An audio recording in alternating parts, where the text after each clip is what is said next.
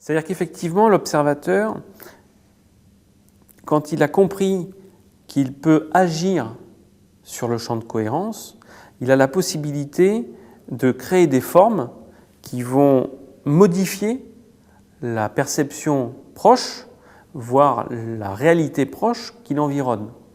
Et il est certain qu'il y a un devoir de responsabilité quand on fait ce genre de choses-là, mais la possibilité même s'explique parce qu'effectivement, il y a une biologie qui est appropriée à cette relation qu'on retrouve entre la pensée d'une part, donc le domaine de l'intelligible, et le sensible, le domaine du réel, par le biais du sensitif, l'émotionnel. Donc on retrouve la trilogie corps, âme et esprit. Et donc en termes de champ de cohérence, donc on se retrouve autant à manipuler des petits champs de cohérence, en tout cas certains champs de cohérence, mais qu'on conjugue avec d'autres, qu'on associe à d'autres, tout en les combinant, si on veut utiliser comme ça des notions de combinatoire, propres à la guématrie et donc à une des formes de la tradition hébraïque, au propre champ de cohérence qu'on va avoir en soi à l'échelle de son corps et en soi aussi à l'échelle de chacune de ses cellules.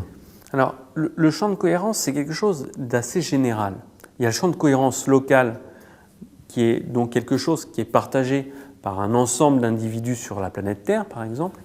Et effectivement, quand on va commencer à être capable de se rendre compte de cette matrice et à pouvoir s'isoler de cette sphère, de cette organisation, on va développer des aperçus de ce que Jacques Ravatin appelait donc l'autre champ de cohérence.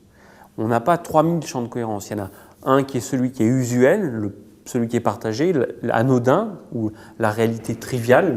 Manifesté en quelque sorte. Voilà, manifesté.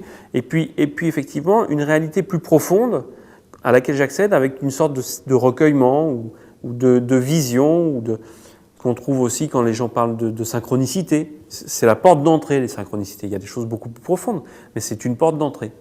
Et effectivement, cet autre champ de cohérence va venir sur une brisure du champ de cohérence usuel, et on va voir se développer des îlots de cohérence, ce que Jacques Ravatin appelait des îlots de cohérence.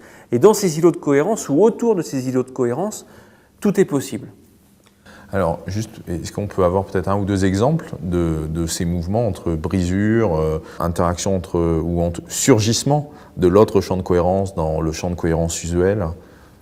Absolument. Alors, ça répond à une recherche qui avait été faite par rapport à des apparitions de la Vierge à Dozulé, où il avait été dit qu'il fallait construire un certain nombre de croix, etc. Et à cette époque, je travaillais déjà avec Jacques Ravatin depuis un petit bout de temps. Je me dis non, tu comprends, c'est pas du tout ça, c'est pas des croix qu'il faut élever, etc. Le message veut dire autre chose.